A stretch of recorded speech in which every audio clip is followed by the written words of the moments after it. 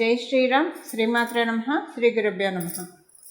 2024 సంవత్సరం జూలై మాసం 13వ తారీఖు నుంచి 2024 ఆగస్టు 26వ తారీఖు వరకు కూడా ఖగోళంలో ఒక ప్రత్యేకాంశం చోటు చేసుకుంటుంది.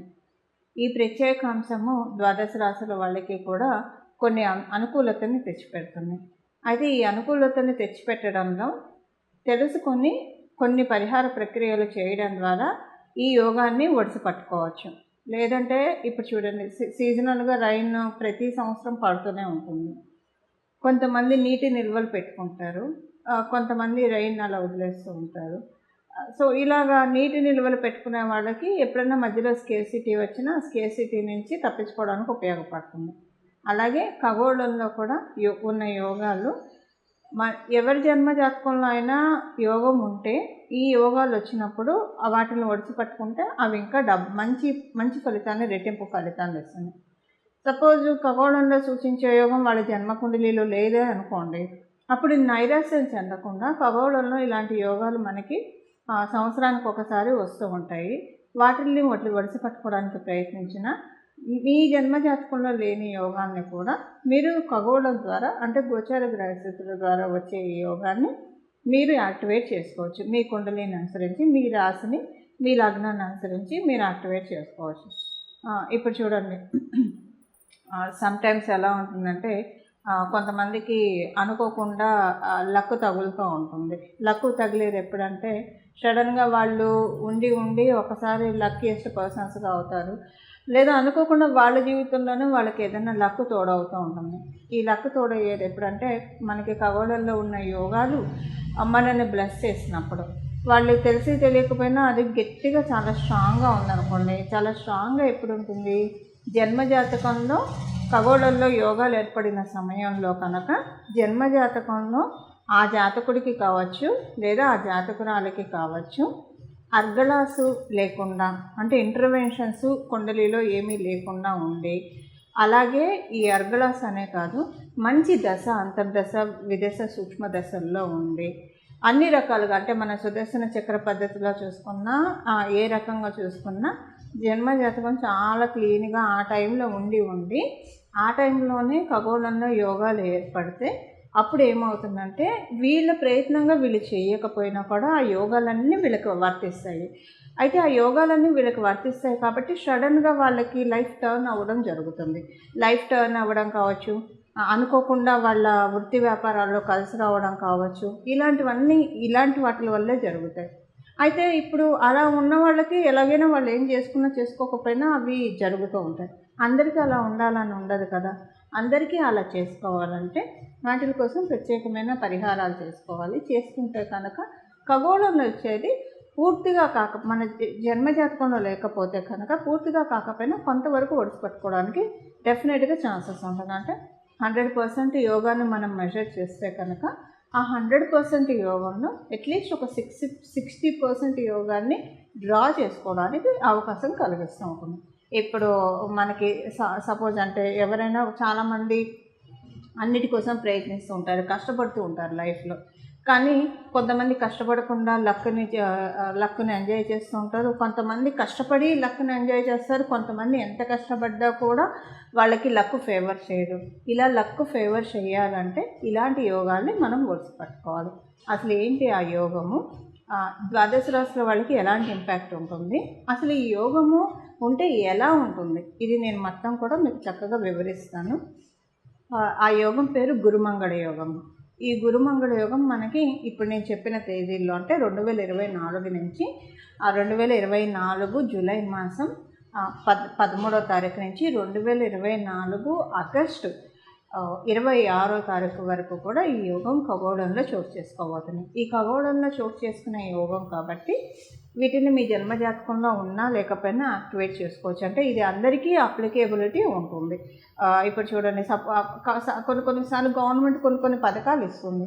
సో ఆ స్ట్రీమ్లోకి వచ్చిన వాళ్ళందరూ కూడా దానికి ఎలిజిబుల్ అవుతారు. అది వాళ్ళకి బఫర్ అమౌంట్ కదా. అలాగా అప్పుడప్పుడు ఖగోళంలో ఇలాంటి యోగాలు వస్తే వాటిని మనం ఒడిసి పట్టుకోవాలి.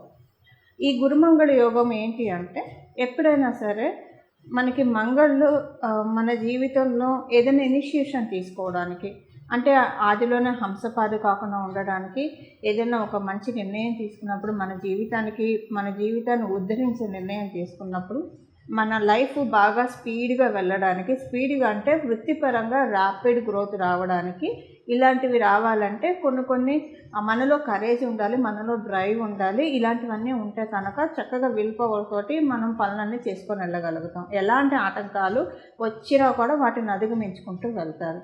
అలా ఉండాలంటే ఎవరికైనా సరే జన్మజాతకంలో మంగళ చాలా సపోర్టింగ్గా ఉంటే వాళ్ళు అన్ని ఆటంకాలని అధిగమించుకుంటూ ఉన్నత శిఖరాన్ని అధిరోహించుకుంటూ వాటికి చేరువైపోతూ ఉంటారు.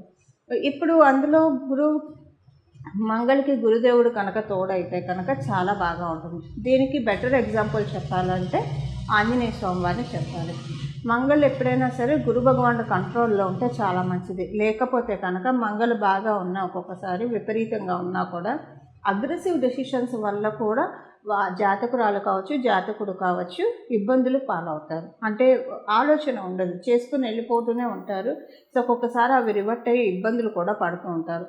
అందుకని ఎప్పుడైనా సరే మంగళకి గురు భగవానుడు తోడై ఉంటే కనుక చాలా అంటే తీసుకునే నిర్ణయాలు కరెక్ట్గా నిర్ణయాలు తీసుకొనిస్తారు. దీనికి పురాణాల్లో మనం చెప్పాలంటే మనందరికీ ఇష్టమైన దైవము హనుమంతుడిని చెప్పాలి. హనుమంతుడు అంటే ఆయనకున్న శక్తికి గురుబలం తోడై ఉండడం వల్ల గురుమంగళ యోగం ఆయనకి చక్కగా ఆప్ట్ చెప్పచ్చు. అంటే దేవీ దేవతలకి అంటే మనం ఒక మీకు అర్థం అవ్వడం కోసం నేను హనుమంతుడిని చెప్తున్నాను. ఇప్పుడు హనుమంతుడు మహాశక్తివంతుడు, అతి బలవంతుడు, వాయువేగంతో క్షణంలో ఎక్కడి నుంచి ఎక్కడికైనా వెళ్ళగలడు. లంకను కూడా ఆయన దాటి వెళ్ళిపోయాడు, సముద్రాన్ని దాటి వెళ్ళాడు. ఆయన ఏదైనా చేయగలిగే సమర్థుడు. కానీ ఆ సమర్థతకి ఆయనకి గురుబలం కూడా ఉండడం వల్ల ఎక్కడ ఎలా మెసలాలి, ఎవరితోటి ఎలా మాట్లాడాలి, ఎవరితోటి సంధి ఎలా కుదర్చాలి, రాజీ ఎలా కుదర్చాలి, ఏ సమయంలో మాట్లాడాల్సి వచ్చినప్పుడు ఎలా మాట్లాడాలి, ఇవన్నీ కూడా మనం పరాశర సంహితలో ఉన్న హనుమద్ వైభవం చూస్తే కనుక చాలా సుస్పష్టంగా మనకు తెలుస్తాయి. అసలు ఒక మనిషి ఎలా బతకాలో మనం హనుమంతుడిని చూసి చాలా చక్కగా నేర్చుకోవచ్చు. అంటే మనకు ఒక ఇండెక్స్, మన లైఫ్కి ఒక ఇండెక్స్ ఏదైనా ఉందంటే అది ఖచ్చితంగా హనుమంతుడు అని చెప్పడంలో ఏమాత్రం సందేహం లేదు. ఇలాంటి ఇండెక్స్ మనకి గురుమంగళ యోగం వల్ల వస్తుంది. ఎప్పుడైనా మన ఇది సరిగ్గా ఆలోచిస్తే మన పనులు మనం చేసుకుంటూ వెళ్తే కనుక సక్సెస్ మనకి ఎప్పుడు కూడా అత్యంత చేరువలో ఉంటుంది. దాన్ని అంటే ఎన్ని ఆటంకాలు వచ్చినా వాటిని అధిగమించుకుంటూ మన ఉన్నత శిఖరాన్ని అధిరోహిస్తాము. ఎప్పుడైనా సరే మంగళకి ఒక్కొక్కసారి ఆలోచనలు అంటే ఒక్కొక్కసారి మనం తీసుకున్న నిర్ణయాలకి గురు భగవానుడు తోడై ఉంటే కనుక అవి మనకి సజావుగా వెళ్తాయి. లేకపోతే ఆవేశపడాల్సిన చోట ఒక మాట అనాల్సిన చోట కామ్గా ఉంటే అది ప్రమాదమే. లేదు, ఎక్కడైతే కామ్గా ఉండాలో అక్కడ అనవసరంగా ఆవేశపడితే అది ప్రమాదమే. ఈ రెండింటిని మనకి సరిచేస్తాడు గురు భగవానుడు. అంటే ఎక్కడైతే ఆవేశం చూపించాలో, ఎక్కడైతే ఒక మాట మనం మాట్లాడకపోతే కొంచెం ఇబ్బందులు వస్తాయో అలాంటి చోట మనల్ని మాట్లాడేట్టు చేస్తారు. సో దట్ మనకి ఇబ్బందులు రాకుండా ఉంటాయి. అలాగే అన్ని వేళలా ఆవేశం మంచిది కాదు, అలాగే అన్ని వేళలా నిదానంగా ఉండడం కూడా మంచిది కాదు. ఈ రెండింటిని బ్యాలెన్స్ చేసుకోవాలి. అన్ని వేళలా ఆవేశపడితే వాళ్ళకి కొంచెం ఇబ్బందులు వస్తాయి లైఫ్లో. సో ఈ రెండింటిని బ్యాలెన్స్ చేసే యోగమే గురుమంగళ యోగం. ఈ గురుమంగళ యోగం ఎవరి జన్మజాతకంలో అయితే ఉంటుందో వాళ్ళకి బర్త్ వాళ్ళకు ఉంటే కనుక వాళ్ళలో మనం చాలా బ్యాలెన్స్డ్ నేచర్ చూస్తాము. ఇది గురుమంగళ యోగం ఎలా ఏర్పడుతుందంటే ఆ గురువు మరియు మంగళ వీళ్ళిద్దరు ఎవరి జన్మజాతకంలో అయితే కలిసి ఉంటారో వాళ్ళకి గురుమంగళ యోగం ఏర్పడుతుంది. అది కేంద్రాల్లో కోణాల్లో ఉంటే కనుక, అంటే చంద్రాత్తు కానీ లగ్నాత్తు కానీ కేంద్ర కోణాల్లో ఉంటే ఇంకా బాగా యోగిస్తుంది. ఒకవేళ అలా కాకుండా ఉపచయ హౌసెస్లో ఉన్నా లేకపోతే ఏ స్థానాల్లో ఉన్నా కూడా అవి అలా కూడా యోగిస్తుంది. ఉన్న స్థానానికి యోగం ఇస్తుంది. ఉదాహరణకి షష్ఠ స్థానాల్లో ఉందనుకోండి, వాళ్ళ లైఫ్లో కాంపిటేటివ్ స్పిరిట్ చాలా బాగా ఉంటుంది. వీళ్ళందరికీ గోల్స్ సెట్ చేస్తూ ఉంటారు. వీళ్ళు సక్సెస్లో ముందుకు దూసుకెళ్ళిపోతూ ఉంటారు. ఎవరి శత్రువులు లేకుండా సక్సెస్ని సంపాదించుకుంటారు షష్ఠ స్థానాల్లో ఉంటాయి. షష్ఠ స్థానం మీద వాళ్ళ దృష్టి పడుతూ కూడా ఉన్నా కూడా అప్పుడు కూడా సక్సెస్ఫుల్ పీపుల్, ఈ అజాత శత్రువులుగా సక్సెస్ఫుల్ పీపుల్ ఉండేవాళ్ళు చాలామంది ఉంటారు. ఇప్పుడు మనం రతన్ టాటా గారిని తీసుకుంటే ఇలా చాలామంది మనకి లైఫ్ స్టోరీస్ మనకి తెలుసు కదా. కొంతమంది లైఫ్ స్టోరీస్ ఎలా ఉంటాయంటే వాళ్ళ సక్సెస్ని చూసి ప్రతి ఒక్కళ్ళు ఆశ్చర్యపోతారు, అడ్మైర్ చేసుకోవాలనుకుంటారు. అలా అడ్మైర్ చేసుకునే విధంగా సక్సెస్ని గురుమంగళ యోగం ప్రతి ఒక్కళ్ళకి కలిగిస్తుంది. ఉపచయ హౌసెస్లో ఉంటే అది చేసే అందులో ప్రత్యేకించి 6th హౌస్లో ఉంటే ఇలా చేస్తుంది. ఇప్పుడు అసలు ఈ యోగము ఏ రాశుల వాళ్ళకి, గోచారంలో వచ్చే యోగం ఏ రాశుల వాళ్ళకి ఎలాంటి ఫలితాన్ని ఇస్తుంది, ఒక 2-3 పాయింట్స్లో చెప్పుకుందాము. చేసుకోవాల్సిన రెమెడీ, ఏ రెమెడీ చేస్తే, ఏ పరిహారం చేసుకుంటే ఈ యోగం బాగా యాక్టివేట్ చేసుకోవచ్చు, ఇది కూడా మనం తులారాశిలో పుట్టిన వాళ్ళకి ఈ గురుమంగళ యోగము మీకు ఏమైనా ఆరోగ్య సమస్యలు ఉంటే ఆరోగ్య సమస్యల నుంచి బయటపడేసే విధంగా ఉంది. అలాగే మీకు కుటుంబ పరంగా, ఆర్థిక పరంగా చాలా మంచి శుభ సమయం అని చెప్పాలి. ఆరోగ్య సమస్యలు అయితే డెఫినెట్గా మీరు వాటి నుంచి బయటపడతారు. కుటుంబ పరంగా, ఆర్థిక పరంగా ఎవరితోటైనా మిస్కమ్యూనికేషన్స్ అయ్యి ఉంటే అవన్నీ కూడా ఇప్పుడు సర్దుమణిగే సమయము. ఏదైనా ఫారెన్ ట్రావెల్ చేయాలని అనుకున్నా చాలా మంచి శుభ సమయం ఇది. ఫారెన్ ట్రావెల్కి అవకాశం ఉంది. మీ కుటుంబంలోని వాళ్ళు ఎవరైనా సరే ఫారెన్ వెళ్ళాలని ప్రయత్నిస్తూ ఉంటే వాళ్ళకి మీ గోచర గ్రహస్థితుల రీత్యా వెళ్ళే అవకాశం చాలా చక్కగా ఉంది. అలాగే మీకు అంటే కమ్యూనికేషన్ రిలేటెడ్ అంశాల్లో మీరు ఉంటే, అంటే కమ్యూనికేటివ్ ఫీల్డ్స్లో మీరు ఉంటే కనుక మీడియాలో ఉన్నా లేదా జర్నలిజం, సాఫ్ట్వేర్ ఇలాంటివి, కమ్యూనికేషన్ అనే కానీ సాఫ్ట్వేర్ ఇలాంటి రంగాల్లో ఉంటే మీకు ఇప్పుడు చాలా చక్కగా యోగించే శుభ సమయము. అండ్ ఇంకొకటి ఏంటంటే మీరు ప్రయాణాలు, తీర్థయాత్రలు ఏదైనా చేస్తారు అనుకోకుండా ఒక టెంపుల్ని దర్శించడము, అంటే స్వయంభూ క్షేత్రాన్ని కానివ్వండి లేదా ఒక మంచి పుణ్యక్షేత్రాన్ని, తీర్థాన్ని దర్శించడము జరుగుతుంది. ఇప్పుడు ఈ ట్రాన్సిట్లో జరగడానికి చాలా చక్కటి అవకాశం ఉంది. ఇవి తులారాశిలో పుట్టిన వాళ్ళకి గురుమంగళ యోగం ప్రసాదించే అనుకూలతలు. చూశారు కదండి, గురుమంగళ యోగం మీ రాశి వాళ్ళకి ఎలాంటి ఫలితాన్ని ప్రసాదిస్తూ ఉందో. ఇప్పుడు చేసుకోవాల్సిన రెమెడీ, అసలు మీ రాశిలో ఈ యోగం ఉందో లేదో మీకు తెలియదు, కానీ ఇది గోచరంలో ఉంది కాబట్టి మీకు తెలియాల్సిన అవసరం కూడా లేదండి. చక్కగా ఈ పరిహారం చేసుకోండి. మీరు ఖచ్చితంగా చాలా అంటే మంచి మార్పు చూస్తారు. అసలు ఫస్ట్ మీ ఆలోచనలోనే ఒక మంచి మార్పు వస్తుంది. నేను చేయలేను, నేను సాధించలేను, నేను పనికొస్తానా ఏదైనా సాధించడానికి అన్న ఆలోచనకి కట్ చేసేస్తాడు. కట్ అయిపోయి ఆ ఆలోచన బ్రేక్ అయిపోయి నేను ఎందుకు చేయలేను, ఇంతమంది చేస్తుండగా కొంతమంది చేస్తుండగా ఆ కొంతమందిలో నేనెందుకు ఉండకూడదు, ఇలాంటి ఆలోచనలు వస్తాయి. అంటే ఒక బ్రేవ్నెస్, మనకి ఒక బ్రేవ్నెస్, ఒక డ్రైవ్, చక్కటి డ్రైవ్ గురువు మంగళులు ఇద్దరూ కలిసి తీసుకొస్తారు. ఇప్పుడు ఆ పరిహారం ఏంటో చూద్దాం. దీనికి ఇది మనకి జూలై 13వ తారీఖు నుంచి ప్రారంభమై ఆగస్టు 26వ తారీఖు వరకు ఉంటుంది. కాబట్టి ఈ రోజుల్లో, ఇప్పుడు మనం తెలుసుకున్న ఈ రోజుల్లో సుందరాకాండ పారాయణం చేయాలి. సుందరాకాండ పారాయణం 11 రోజులు చేస్తారా, 21 రోజులు చేస్తారా, మీ ఇష్టం, మీ అనుకూలతను బట్టి చేసుకోండి. సుందరాకాండ ఎలా పారాయణ చేస్తారు? నియమనిష్టంతోటి. అంటే సుందరాకాండ పారాయణం ప్రారంభించే రోజు మొదటి రోజు చక్కగా తలస్నానం చేయండి. తలస్నానం చేసి హనుమంతుడి ఆలయానికి వెళ్ళండి.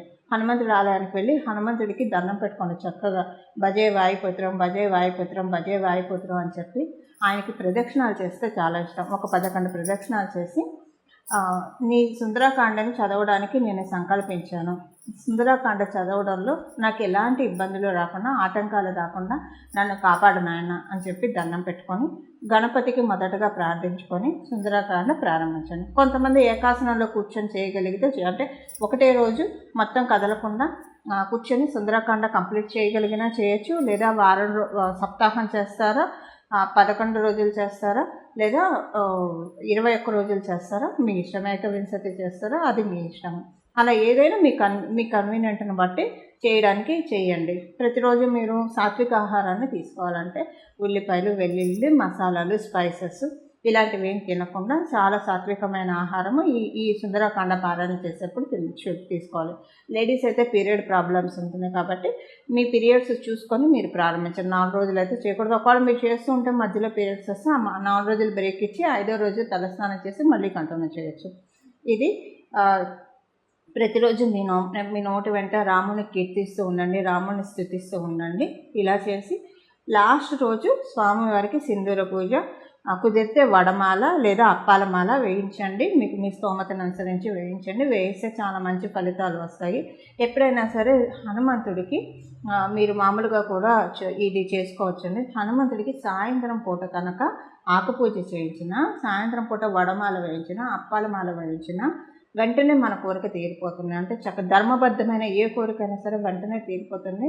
ఇది నా జీవితంలో నాకు చాలాసార్లు జరిగిన ఎక్స్పీరియన్సే మీకు షేర్ చేస్తున్నాను. కొంతమందికి చెప్పి వాళ్ళకి కూడా జరగడం జరిగింది. కాబట్టి ధర్మబద్ధమైన ఏ కోరికైనా సరే సాయంత్రం పూట మీరు కనుక హనుమంతుడికి వడమాల కానీ ఆకుపూజ కానీ ఏదైనా చేస్తే చాలా మంచిది. వెంటనే ఆ కోరిక తీరిపోతుంది. అంటే ఆ కోరిక ఇంటెన్సిటీని బట్టి వితిన్ నో టైం ఆ కోరిక తీరుతుంది. ఇలాగా సుందరాకాండ పారాయణం చేసుకొని హనుమంతుడి కృపకు పాత్రలు అవ్వండి. అలా హనుమంతుడి కృపకు పాత్రలు అవ్వడం ద్వారా మీ జీవితంలో చాలా చక్కటి మార్పుల్ని ఇన్వైట్ చేయండి. ఇలా మీరు అందరూ చేయాలని చెప్పి, మీ అందరి జీవితంలో సన్మంగళాలు జరగాలని చెప్పి, నేను కూడా మీ అందరి తరఫున మా అందరి జీవితంలో సన్మంగళాలు జరగాలని చెప్పి మా అందరి తరఫున హనుమంతుడికి శిరస నమస్కరిస్తూ మంగళం. నమో భగవతే వాసుదేవాయ.